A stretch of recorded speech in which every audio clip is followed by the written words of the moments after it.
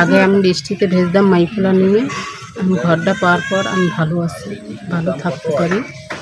তারপর তারেক রহমানের পক্ষ থেকে ঘরটা আসছে, আমি এখন ভালো শান্তিতে আছি। তারেক রহমানের ধন্যবাদ জানাই।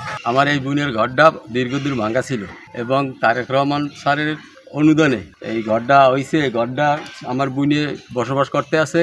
দেশনায়ক তারেক রহমান যে আমাদের মাধ্যমে মানুষের ভিতরে যে মিশে গেছে, তার যে আন্তরিকতার ভিত্তিতে উন্নয়নমূলক কর্মকাণ্ডে যেমন একটি ঘর দিয়েছেন অসহায় মানুষ থাকার জন্য, সে এই বালিভি ইউনিয়নের বাসীর পক্ষ থেকে আমি তাকে শুভেচ্ছা অভিনন্দন জানাই।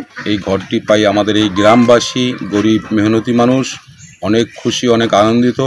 মানে আমাদের এই এই যে আমার খালার কি ঘরটা ছিল না, ভাঙা ছিল, পরে একটা ঘর দেওয়া হয়েছে মানে সাইড বের মাধ্যমে আর আমাদের তারেক জিয়া রহমানের মাধ্যমে। এদের আমরা সবাই এজন্য কৃতজ্ঞতা জানাই এবং আমরা সবাই খুশি। একমাত্র স্মার্ট সিটি বসুন্ধরা, আধুনিকতায় এক ধাপ এগিয়ে।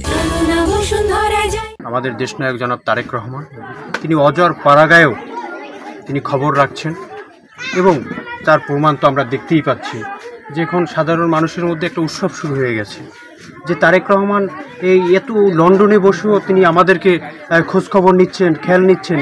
এটা তারা সাধুবাদ জানাচ্ছেন এবং ধন্যবাদ জানাই জিয়াউর রহমান ফাউন্ডেশনের মাধ্যমে যে এই ঘরটি পেয়েছে এবং ধন্যবাদ জানাই আমাদের যে সাংবাদিক নেতা, নির্যাতিত নেতা সাইদ ভাইকেও ধন্যবাদ জানাই। প্রথমেই ধন্যবাদ জানাচ্ছি আগামীর রাষ্ট্রনায়ক দেশনায়ক জনাব তারেক রহমানের, যার তত্ত্বাবধানের, যার নেতৃত্বে জিয়াউর রহমান ফাউন্ডেশন পরিচালিত হচ্ছে।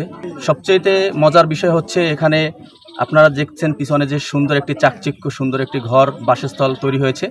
এখানে একটি ভাঙাচুরা কুড়ে ঘর ছিল।